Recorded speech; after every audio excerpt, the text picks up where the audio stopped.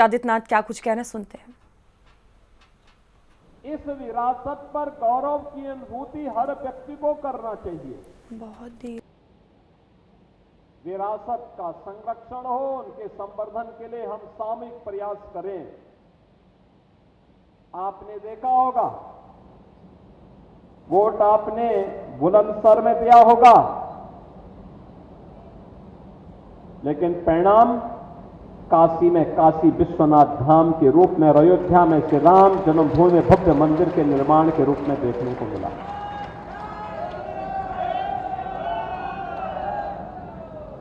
कौन ऐसा भारतीय हो जिसे इन सब कार्यों में गौरव की अनुभूति न हुई हो? तो विरासत का संरक्षण करना। तीसरा कार्य उन्होंने कहा सामाजिक समता का ध्यान रखना, यानी सबको जोड़ना। हमारी जो बीच की बुराइयां हैं, छुआछूत है, अस्पृश्यता है, जिसके कारण यह देश गुलाम हुआ, जाति के नाम पर बटा, क्षेत्र के नाम पर बटा, भाषा के नाम पर बटा, इससे उभर करके हम सबको कार्य करना। चौथा संकल्प उन्होंने दिलाया, जो चौथा प्रण है, वह है अपनी रक्षा सेना यूनिफॉर्म धारी फोर्स के प्रति श्रद्धा और सम्मान का भाव। हम यहां पर इसलिए बैठे हैं क्योंकि सीमा की सुरक्षा करता हुआ भारत का जवान, भारत की रक्षा सेना का जवान, सर्दी, गर्मी, बरसात, दिन और रात की परवाह के बगैर जब वहां रक्षा करता है, तब हम यहां चैन की नींद सोते हैं और तब उस सुरक्षित वातावरण में हम अपना कार्य कर पाते हैं। एक पुलिस का जवान जब दिन रात मेहनत करता है, तब जाकर के हम सुरक्षित अपने आप को पाते हैं, तब सुशासन के लक्ष्यों को प्राप्त करने की दिशा में सफलता प्राप्त होती है। इसलिए यूनिफॉर्मधारी फोर्स के प्रति सेना, अर्धसेना, पुलिस के जवानों के प्रति सम्मान का भाव होना। जिन लोगों ने देश के लिए अपने आप को बलिदान किया है, ऐसे क्रांतिकारियों के प्रति, ऐसे शहीद सैनिकों के प्रति, उनके परिवारजनों के प्रति सम्मान और श्रद्धा का भाव पैदा करना। ये जब होगा तब देश की रक्षा सेना में लोग आएंगे, लोगों के मन में एक भाव जागृत होगा। और पांचवा प्रण था जो प्रधानमंत्री मोदी जी का था, वह है कि नागरिक कर्तव्य है। हर नागरिक के अपने कर्तव्य है। हम अधिकारों की चर्चा तो करते हैं, नारेबाजी करते हैं कि मेरी मांगे पूरी हो चाहे जो मजबूरी हो। किसकी कीमत पर? आप देश की कीमत पर, समाज की कीमत पर, संस्थान की कीमत पर नहीं।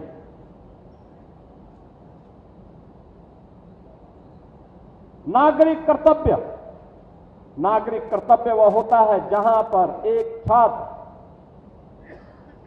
अनुशासित रहते हुए अपनी शिक्षा अर्जित कर रहा है।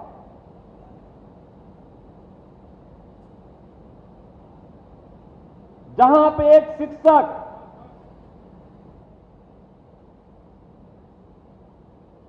नियमित रूप से अपने छात्र को अनुशासित और संस्कारित रहते हुए उसके पाठ्यक्रम को ससमय पूरा करता है, तो मान करके चलिए कि वह राष्ट्र के प्रति अपने उत्तरदायित्वों का निर्वहन कर रहा है। यही सच्ची राष्ट्रभक्ति एक शिक्षक के लिए है, केवल नारेबाजी करना नहीं।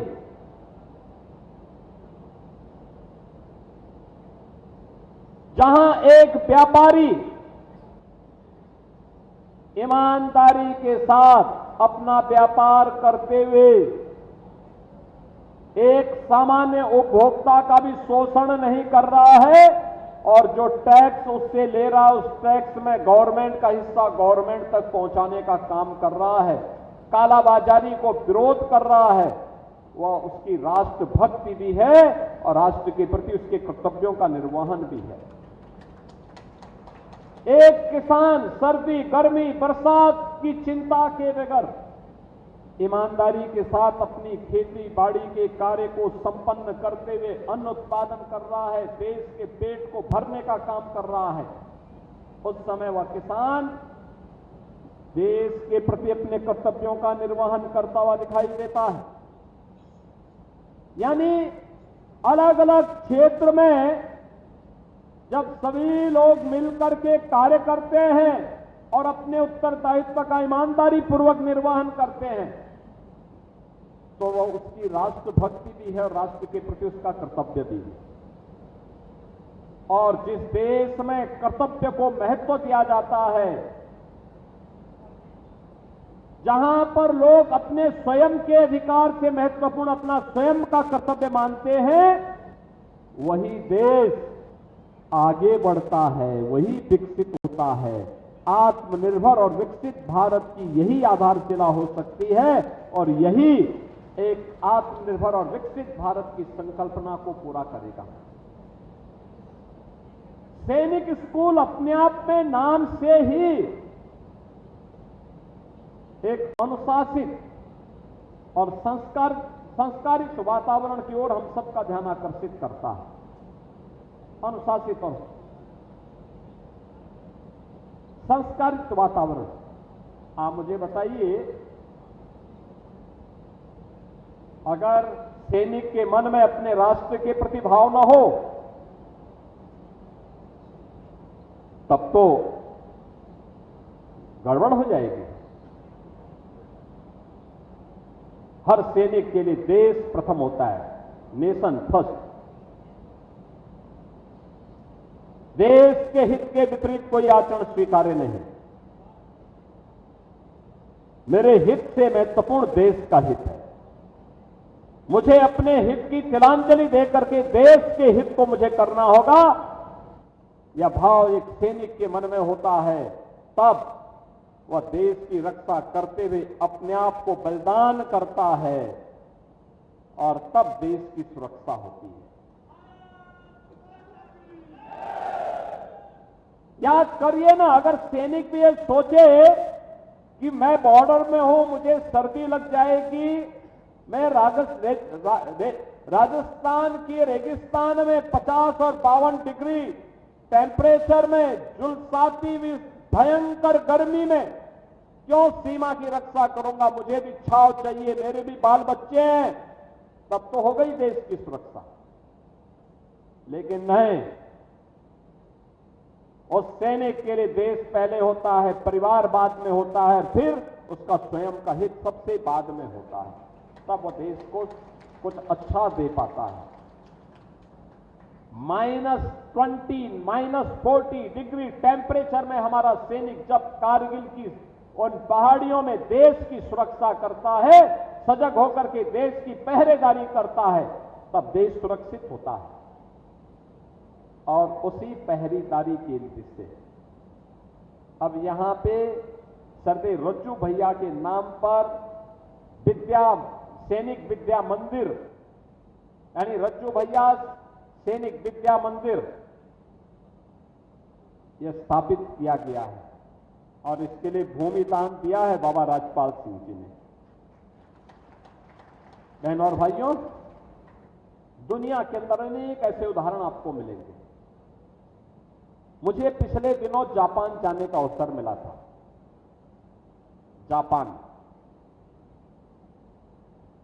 1945 में जापान पूरी तरह तबाह हो गया था। पहली बार दुनिया के अंदर 1945 में परमाणु बम का दुरुपयोग हुआ था और दो महत्वपूर्ण और सबसे बड़ी आबादी की स्थिति जापान की परमाणु बम की चपेट में आए थे, लाखों लोग मारे गए थे। जापान आर्थिक रूप से और मनोबल की दृष्टि से टूट सा गया था। मुझे उस देश में जाने का अवसर प्राप्त हुआ। आज जापान दुनिया के अंदर एक विकसित अर्थव्यवस्था के रूप में काम कर रहा है, विकसित अर्थव्यवस्था के रूप में। दुनिया के विकसित देशों में जापान का नाम है। 1947 में भारत आजाद हुआ और 1945 में जापान पे हमला भी हुआ। कमोवेश एक जैसी परिस्थितियां दोनों देशों के सामने।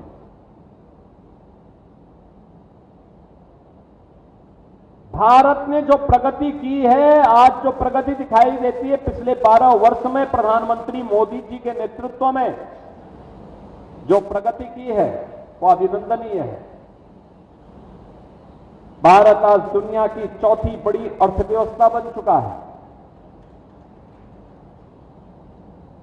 लेकिन जापान ने एटम बम के प्रहार के बावजूद कभी रुका नहीं, कभी टिका नहीं, कभी झुका नहीं, कभी थका नहीं। वह कैसे? मैं जापान को देखने और समझने के लिए गया था, उनकी टेक्नोलॉजी को भी देखने के लिए मैं गया था और मुझे गजब का अनुशासन देखने को मिला। गजब का अनुशासन। सेल्फ डिसिप्लिन क्या होता है वह देखना हो दुनिया के अंदर तो आप जापान के अंदर जाकर के देखें। और सेल्फ डिसिप्लिन ही, आत्म अनुशासन ही, याद रखना, किसी भी जाति हो, किसी समाज हो, किसी देश हो, उसकी प्रगति का सबसे बड़ा आधार बनता है, सबसे बड़ा आधार बनता है। और जापान आज दुनिया के विकसित देशों में आज अपना नाम आगे करने में सफल हुआ है, तो इस आत्म अनुशासन से। रज्जू भैया सैनिक विद्या मंदिर में जो छात्र यहां अध्ययन कर रहे हैं, उन छात्रों की दृष्टि से यह अनुशासन अत्यंत महत्वपूर्ण है, क्योंकि भविष्य उनका इंतजार कर रहा है। एक ऐसा नाम उनके साथ जुड़ा हुआ है जो अपने आप में हम सब के लिए प्रेरणा के स्रोत हैं। सर्वे रज्जू भैया प्रख्यात वैज्ञानिक, इलाहाबाद विश्वविद्यालय में फिजिक्स के प्रोफेसर,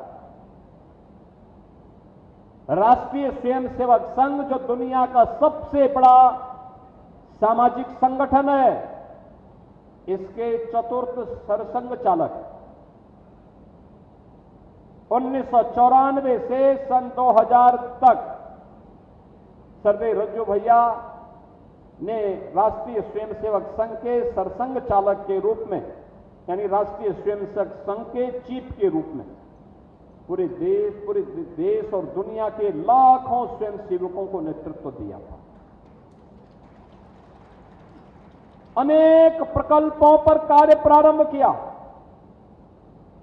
एक नई दिशा दी।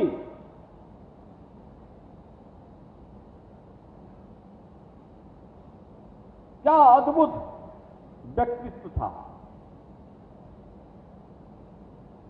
क्या चमत्कारिक व्यक्तित्व था, और कितने सॉफ्ट थे, सॉफ्ट स्पीकिंग। कितना उनके मुंह से निकला हुआ शब्द ऐसा लगता था जैसे कोई पुष्प उनके मुंह से निकल रहा हो। और सदैव हर एक व्यक्ति के प्रति सहानुभूति का भाव उनके मन में, संतत्व का भाव उनके मन में रहता था। ऐसे सर्वे रज्जू भैया के नाम पर इस सैनिक विद्या मंदिर ये अपने आप में एक ऐसे प्रकल्प को जो आने वाले समय में देश की रक्षा सेनाओं के लिए सैन्य अधिकारियों की आपूर्ति करने की दिशा में महत्वपूर्ण कदम उठाने जा रहा है। ये हमारा सौभाग्य है, जब हमारी सरकार आई तो हमें पूज्य रज्जू भैया के नाम पर प्रयागराज में, जिस प्रयागराज में उन्होंने एक प्राध्यापक के रूप में इलाहाबाद विश्वविद्यालय में अपनी सेवा दी, उसी प्रयागराज में उनके नाम पर विश्वविद्यालय बनाने का अवसर हमारी सरकार को मिला। और मुझे प्रसन्नता है कि आज रज्जू भैया के नाम पर यह प्रतिष्ठान यहां पर, यह संस्थान यहां पर संचालित हो रहा है। मैं यहां के सभी छात्र छात्राओं से यही कहूंगा, सभी छात्रों से कहूंगा, याद रखना, अनुशासन उनके जीवन का सबसे बड़ा मंत्र है। राष्ट्र प्रथम भाव उनके मन में, उनके अंतःकरण में होना चाहिए। और राष्ट्र के प्रति कर्तव्य वही है जो अपने पाठ्यक्रम को ससमय पूरा करना, अपने आप को भारत और भारतीयता के साथ जोड़ करके सनातन मूल्यों की रक्षा करने के लिए सदैव तत्पर रहना, यह उनके लिए अत्यंत महत्वपूर्ण होगा। आज जब मैं आया हूं, बुलंदशहर जनपद तो बहुत सौभाग्यशाली जनपद है। इस जनपद ने देश को सबसे अधिक सैनिक दिए हैं, सबसे अधिक सैनिक दिए हैं इस जनपद में, सैन्य अधिकारी दिए हैं। और जब यहां इस जनपद में आए हैं तो स्वाभाविक रूप से बुलंदशहर में मैं भी यहां पे प्रबंध समिति के हमारे जो अध्यक्ष हैं श्री सीएल बरेजा जी, उनसे बातचीत मेरी हो रही थी, माननीय मनवीर जी से बातचीत हो रही थी। हम लोगों ने 2017 में उत्तर प्रदेश सरकार ने देश के अंदर पहला सैनिक स्कूल स्थापित किया था 1960 में। तब डॉक्टर संपूर्णानंद जी उत्तर प्रदेश के मुख्यमंत्री हुआ करते थे। उस समय सैनिक स्कूल प्रारंभ हुआ था और सैनिक स्कूल प्रारंभ होने के बाद हम लोगों ने उस विद्यालय को बहुत अच्छे ढंग से आगे बढ़ाया। जब मैं विद्यालय में गया तो मैंने कहा भी क्या यहां बालिकाएं हैं कि नहीं है? उन्होंने कहा नहीं। हमने कहा भी यहां बालिकाओं का भी प्रवेश प्रारंभ कराओ। देश के पहले सैनिक स्कूल में बालिकाओं का प्रवेश प्रारंभ हुआ था, लखनऊ सैनिक स्कूल में, जो राज्य सरकार के द्वारा संचालित है। अब भारत सरकार ने देश के अंदर हर सैनिक स्कूल के लिए व्यवस्था प्रारंभ कर दी। अब सरदेव रज्जू भैया के नाम पर स्थापित सैनिक विद्या मंदिर में भी हमारी बेटियां भी प्रवेश लेंगी आने वाले समय में। और हमारी हार्दिक इच्छा है कि बालिकाओं के नाम पर जो छात्रावास बने वो हम लोग बनाएंगे और रज्जू भैया की माता जी के नाम पे वो छात्रावास रहे तो बहुत अच्छा होगा। सरदेव रज्जू भैया की माता जी के नाम पर, रज्जू भैया के जो पिताजी थे वह इरिगेशन के चीफ इंजीनियर थे। पश्चिमी उत्तर प्रदेश के अंदर जो सिंचाई का इतना अच्छा नेटवर्किंग है, इसमें सरदेव रज्जू भैया के पूज्य पिता का योगदान है। और इसलिए वह कार्यक्रम भी हम लोग यहां पर आगे बढ़ाएंगे। मैं आज के इस अवसर पर सभी छात्रों से इस बारे में जरूर कहूंगा कि दुनिया के अंदर आगे वही बढ़ा है जो अनुशासित रहा है, परिश्रमी रहा है, निरंतर प्रयास करता रहा है, उसी ने इतिहास बनाया है। और याद करना, हम उस नए इतिहास को बनाने की दिशा में प्रयास करें। सरदेव रज्जू भैया की स्मृति को जीवंत बनाएं। दुनिया के सबसे बड़े सामाजिक संगठन राष्ट्रीय स्वयंसेवक संघ का सानिध्य आपको प्राप्त हो रहा है। इस सामाजिक संगठन ने सैकड़ों प्रकल्पों के माध्यम से पूरे देश और दुनिया के अनेक देशों में जहां भी भारतीय रहते हैं, उन सब के सामने कुछ आदर्श प्रस्तुत किए हैं। उससे अगर आप सभी भी कुछ अंगीकार कर सकेंगे तो जीवन सार्थक होगा। इस विश्वास के साथ मैं रज्जू भैया सैनिक विद्या मंदिर के उज्जवल भविष्य के लिए अपनी शुभकामनाएं देता हूं। विश्वास करता हूं कि यह सैनिक विद्या मंदिर पूज्य रज्जू भैया के आदर्शों को अंगीकार करते हुए देश की रक्षा सेना और जीवन के प्रत्येक क्षेत्र में योग्यतम कैडेट्स वहां भेजने में अपना योगदान देने में सफल होगा। आप सबके प्रति मेरी मंगलमय शुभकामनाएं हैं। धन्यवाद। जय हिंद, जय जय श्री राम। उत्तर प्रदेश सरकार की